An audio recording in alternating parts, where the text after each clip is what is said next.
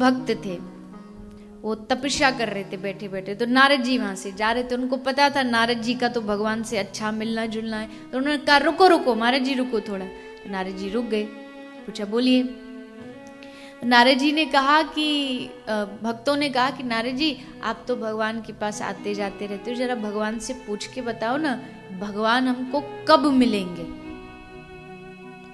भगवान की प्राप्ति हमें कब होगी, कितना समय लगेगा, कितने जन्म लगेंगे, कितना टाइम लगेगा। तो बोले ठीक है मैं पूछ के आता हूँ। नारद जी गए, भगवान से पूछा। भगवान ने कहा एक काम करो, उनको बोलना वो जो जिस पेड़ के नीचे वो बैठे हैं ना, उस पेड़ में जितने पत्ते हैं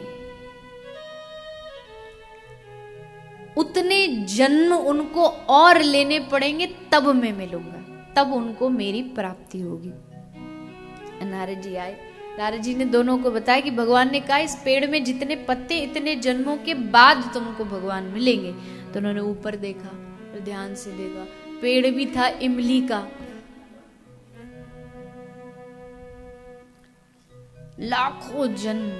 एक ने तो अपना उठाया थैला बैग और धरा कंधे पे, जय सिया राम हम जा रहे हैं। ये थोड़ा दिमाग वाला था ना, दिमाग लगाया कि इतने जन्म बाद मिलेंगे, इतने जन्म मतलब हम भजन ही करते रहे, माला ही फेरते रहे, ना ना ना हमारे बस की, हम तो जा रहे हैं, घर बार बसाएंगे, ब्याह करेंगे, बाल बच्चे और सब छोड़ो, चला गया।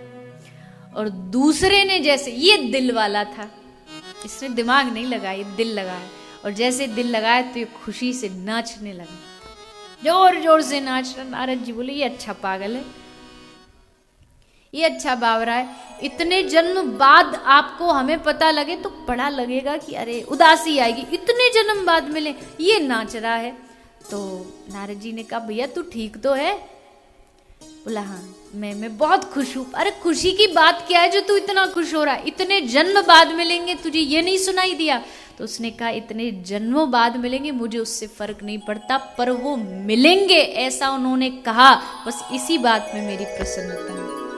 और खड़ा होके नाच रहा था, तो उसी क्षण ठाकुर जी प्रकट हो गए, तभी सामने भगवान प्रकट हो गए। अब नारद जी देखे भगवान को टेढ़ा टेढ़ा, अच्छा हमें झूठा साबित करा दिया, हमको तो कहा था इतने जन्मों बाद इसको दर्शन दूंगा और तुम अभी आ गए। तो भगवान ने मुस्कुरा के कहा कि इसको तो इतने जन्मों बाद ही दर्शन देने आऊंगा, आज इसको दर्शन देने नहीं आया, आज मैं इसके दर्शन करने आया हूं। ऐसा भक्त भी होता है जो इतनी सी बात बस भगवान कह दे कि हाँ।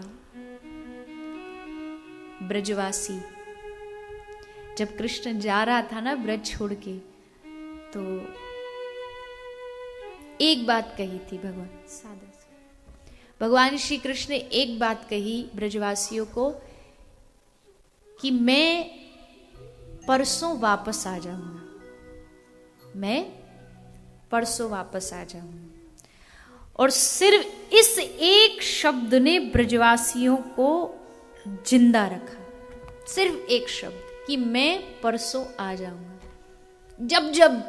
जब जब यशोदा मैया को लगता कि प्राण निकल जाएंगे कृष्ण के बगैर, तो नंद बाबा याद दिलाते, तुझे याद नहीं कृष्ण ने कहा था परसों आ जाऊंगा? अगर वो आ गया तो पूछेगा मेरी मैया कहाँ है, माखन कहाँ है, और तुझे नहीं देखेगा तो कितना दुखी होगा। तू कृष्ण को दुखी करना चाहती है? तो मैया कहती ना ना ना, मेरा कृष्ण आए और मैं ना मिलूं, नहीं, मैं जीऊंगी, कृष्ण के लिए जीऊंगी।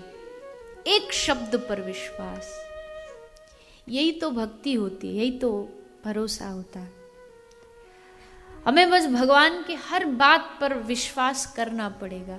उसने कह दिया कि सर्वधर्मान परित्यज्य मामेकं शरणं व्रज, तो छोड़ दो सब बातों को। उसने कह दिया कि आ जा मेरी शरण में, तो पहुंच जा, देरी क्यों देर करें उसकी शरण में जाके। जिस सुख को हम दुनिया में ढूंढ रहे हैं, परिवार में ढूंढ रहे हैं, धन दौलत में ढूंढ रहे हैं, मिला कहीं आज तक? और मिला भी तो कितनी देर टिका, कितनी देर रहा? एक अच्छी गाड़ी आई, उसका सुख कितने साल रहा? 1 साल 2 साल। एक नया घर लिया, कितनी देर उसका सुख रहा? फिर वापस से ये दिमाग फिर चिंताओं में ग्रस्त हो जाता है। ये जो हमारा मन है ना, यकीन मानना, इस मन को कुछ चाहिए जो हम आज तक दे नहीं पाए, इसलिए हमेशा दुखी रहता है।